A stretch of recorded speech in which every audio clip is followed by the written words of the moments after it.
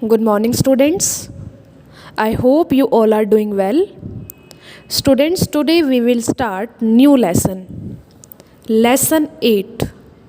Name of the lesson is Respiration in Plants and Animals. Do you know what is respiration? Respiration means breathing, सांस लेना. Movement of air. जब हम सांस लेते हैं तो एयर की मूवमेंट होती है. हम ऑक्सीजन अंदर लेते हैं और कार्बन डाइऑक्साइड रिलीज़ करते हैं, तो इसे हम क्या बोलते हैं? रेस्पिरेशन. ओके, सांस लेना. तो प्लांट्स में और एनिमल्स में, पौधों में और जानवरों में कैसे रेस्पिरेशन होता है वो हम इस चैप्टर में रीड करेंगे. Okay, so let's start and listen carefully. You have already learned that a number of important activities continuously take place within the body of a living organism. It is because of these activities that the organisms are alive. All these activities which keep an organism alive, like nutrition, growth, respiration, transportation, and irritability, are collectively known as life processes.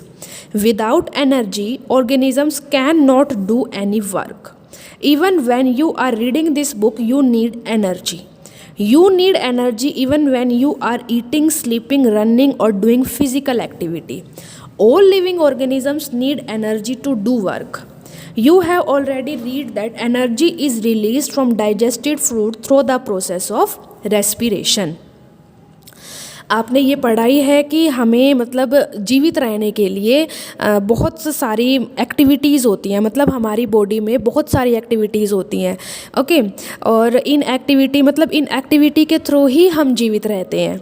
और ये सभी activities मतलब जैसे इन activities में क्या आता है, जैसे न्यूट्रिशन, ग्रोथ, रेस्पिरेशन, ट्रांसपोर्टेशन, ये सभी एक्टिविटी जो हमारी बॉडी के अंदर होती हैं उन सबको हम क्या बोलते हैं? Life processes.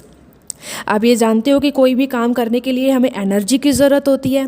अब हम ये बुक रीड कर रहे हैं तो इसके लिए हमें एनर्जी की यूज़ हो रही है, हम एनर्जी लग रही है हमारी. ओके, मतलब कोई भी काम करते समय एनर्जी की ज़रूरत होती है. यहाँ तक कि जब आप सोते हो, खाते हो, दौड़ते हो, कोई भी आप काम करते हो तो सभी में एनर्जी की ज़रूरत होती है. तो वो एनर्जी हमें कहाँ से मिलती है? वो एनर्जी हमें खाने से मिलती है, भोजन से मिलती है. All living things take in food. सभी living things भोजन खाते हैं. The energy required for various activity is provided by this food. इस food से हमें क्या मिलती है? एनर्जी मिलती है. If you observe your breathing movements, you will feel a slight but regular upward and downward movement of the body. The movements indicate breathing in and breathing out. During respiration, cells modify the organic food in the presence of oxygen. This process is called the oxidation of food. Respiration is the process of taking in oxygen, using it for release of energy by oxidation of food, and eliminating the waste product carbon dioxide and water. Breathing is a biochemical process. There are a number of organs involved in it. These organs together make up a system called the respiratory system.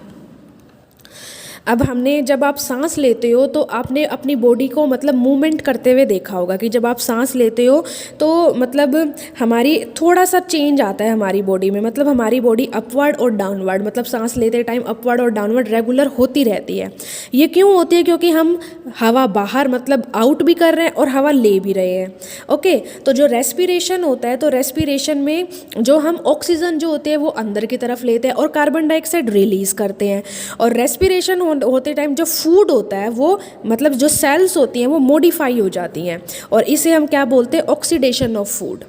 तो respiration में क्या होता है कि हम oxygen अंदर लेते हैं और कार्बन डाइऑक्साइड और जो वेस्ट प्रोडक्ट होता है उनको बाहर रिलीज़ कर देते हैं. तो ब्रीथिंग एक बायोकेमिकल प्रोसेस है. ब्रीथिंग में मतलब बहुत सारे ऑर्गन्स इन्वॉल्व होते हैं. तो जो ये ऑर्गन मतलब सभी ऑर्गन मिलके एक सिस्टम बनाते हैं जिसे हम अपना रेस्पिरेटरी सिस्टम बोलते हैं. Respiration, the entire process of respiration involve two process. And respiration में दो प्रोसेस आती हैं, ब्रीथिंग और external respiration, and oxidation of food in the body called internal respiration और सेलुलर रेस्पिरेशन. एक तो होता है ब्रीथिंग और एक्सटर्नल रेस्पिरेशन, एक होता है ऑक्सीडेशन ऑफ फूड और इंटरनल रेस्पिरेशन जिसे हम सेलुलर रेस्पिरेशन भी कहते हैं. These two process are common for all living organism whether plant और एनिमल। ये सभी में कॉमन होती है, चाहे वो प्लांट हो या फिर एनिमल्स हो, सभी लिविंग थिंग्स में ये प्रेजेंट होती हैं। फर्स्ट हम रीड करेंगे ब्रीथिंग और external respiration. The process of taking in oxygen and giving out carbon dioxide is external respiration. This process is commonly called breathing. This process consists of breathing in and breathing out of air. When air is inhaled, it reaches the respiratory surface where it is absorbed and carbon dioxide is expelled out of the body. In short, breathing is the process in which body exchanges carbon dioxide for oxygen. अब breathing में क्या होता है कि हम oxygen अंदर लेते हैं और कार्बन डाइऑक्साइड बाहर रिलीज़ करते हैं, इसलिए हम इसे एक्सटर्नल रेस्पिरेशन कहते हैं और इसे हम कॉमनली ब्रीथिंग बोलते हैं, सांस लेना। इस प्रोसेस में दो मूवमेंट होती है, ब्रीथिंग इन होता है और ब्रीथिंग आउट होता है, मतलब एयर को हम अंदर लेते हैं और एयर को हम बाहर रिलीज़ करते हैं। तो जब एयर को हम अंदर लेते हैं तो वो एब्जॉर्ब हो जाती है और कार्बन डाइऑक्साइड को हम अपनी बॉडी से बाहर एक्सपेल्ड कर देते हैं। तो ब्रीथिंग एक प्रोसेस है जिसमें बॉडी जो होती है वो बॉडी में जो कार्बन डाइऑक्साइड जो होती है वो चेंज हो जाती है ऑक्सीजन में, क्योंकि हम ऑक्सीजन अंदर लेते हैं और कार्बन डाइऑक्साइड रिलीज़ करते हैं। ओके, तो ये क्या है, external respiration. Next is internal respiration or cellular respiration. It is the process of exchange of gases in the cells. Oxygen is used to oxidize food which release of carbon dioxide and water along with energy. As this process takes place within the cells of our body, it is known as internal respiration. A number of complex reactions take place during internal respiration. Internal respiration में हमारी जो body में sales होती है उनमें exchange होता है gases का, जो हमें भोजन से जो हमें ऑक्सीजन मिलती है। Oxygen is use to oxidize food, भोजन को ऑक्सीडाइज करने के लिए ऑक्सीजन यूज़ होती है, जिससे कार्बन डाइऑक्साइड रिलीज़ होती है और वाटर रिलीज़ होता है। ओके, और ये जो हमारी बॉडी के अंदर होता है ये सारी प्रोसेस, इसलिए हम इसे इंटरनल रेस्पिरेशन कहते हैं। As this process take place within the cells of our body, हमारी बॉडी में जो सेल्स प्रेजेंट है उसमें होती है ये प्रोसेस, इसलिए हम इसे इंटरनल रेस्पिरेशन बोलते हैं। और इंटरनल रेस्पिरेशन में बहुत सारी कॉम्प्लेक्स रिएक्शंस होती हैं। The chemical reaction involve in respiration is summarized as, एक केमिकल रिएक्शन आपको दी है इंटरनल रेस्पिरेशन की, C6H12O6। ये क्या है, ग्लूकोज। इसने जब ऑक्सीजन के साथ रिएक्शन की 6O6, जिससे क्या बना, 6CO2 कार्बन डाइऑक्साइड बना, 6H2O वाटर बना और एनर्जी रिलीज हुई।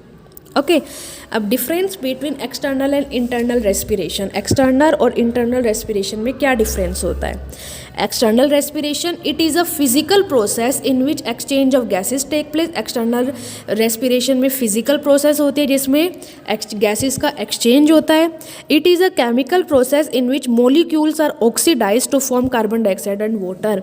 इंटरनल रेस्पिरेशन एक केमिकल प्रोसेस है जिसमें मोलिक्यूल्स ऑक्सीडाइज होते हैं और कार्बन डाइऑक्साइड और वाटर बनाते हैं। नो एंजाइम्स और other catalyst are involve. External respiration में कोई एंजाइम्स नहीं होता, मतलब कोई कैटलिस्ट यूज़ नहीं किया जाता। Enzyme and other catalyst are involve. Internal respiration में एंजाइम्स मतलब जो हमारी रिएक्शन को स्पीड अप करते हैं, फास्ट करते हैं। तो ब्रीथिंग में, एक्सटर्नल रेस्पिरेशन में तो कोई एंजाइम यूज़ नहीं होगा, लेकिन इंटरनल रेस्पिरेशन में एंजाइम्स यूज़ होते हैं। The process take place outside the cell. External respiration में बॉडी के बाहर, सेल के बाहर होती है, और internal respiration and the process take place inside the cell. ये इंटरनल रेस्पिरेशन सेल के अंदर होती है। No energy is release during this process. External respiration में कोई एनर्जी रिलीज नहीं होती। Internal respiration energy is release during this process, और इंटरनल रेस्पिरेशन में एनर्जी रिलीज होती है। Now types of respiration. Respiration के कितने टाइप्स होते हैं? द प्रोसेस ऑफ इंटरनल और cellular respiration take place in the presence of oxygen, but there are some organisms which are able to respire at least for a short period without the use of oxygen और in the absence of oxygen. तो internal या cellular respiration जो होती है वो कब होती है? प्रेजेंस ऑफ ऑक्सीजन में होती है, जब ऑक्सीजन प्रेजेंट होता है तब होता है। लेकिन कुछ ऑर्गेनिजम्स ऐसे होते हैं जो बहुत शॉर्ट पीरियड, मतलब थोड़े समय के लिए ही सांस ले पाते हैं, तो वो या तो ऑक्सीजन यूज़ नहीं कर पाते या फिर वो इन द एब्सेंस ऑफ ऑक्सीजन, जब ऑक्सीजन प्रेजेंट नहीं होती वो तब सांस लेते हैं। तो उनमें कैसे रेस्पिरेशन होता है? There are two type of respiration, aerobic and anaerobic respiration. Aerobic respiration. Aerobic respiration take place in the presence of oxygen and is carried out in the bodies of almost all living cells and plant. Aerobic respiration oxygen की presence में होती है और ये सभी living animal और plant की मतलब बॉडी में होती है. This result in the release of energy. Aerobic respiration में एनर्जी रिलीज होती है and in the formation of carbon dioxide and water, और इसमें कार्बन डाइऑक्साइड और वाटर बनता है. Thus carbon dioxide is given out through external respiration. External respiration में carbon dioxide बाहर आती है. A number of complex reaction take place during internal respiration. Internal respiration में भी कॉम्प्लेक्स रिएक्शंस होती हैं. The chemical equation for this type of respiration is, एक chemical reaction दी है आपको C6H12O6, जिसका फॉर्मूला है ग्लूकोज का. इसने ऑक्सीजन के साथ 6O2 के साथ रिएक्शन की तो क्या बना 6CO2 carbon dioxide plus 6H2O water plus energy. Okay, so students, you have to read this chapter from your book. Rest of the chapter we will read tomorrow. Thank you.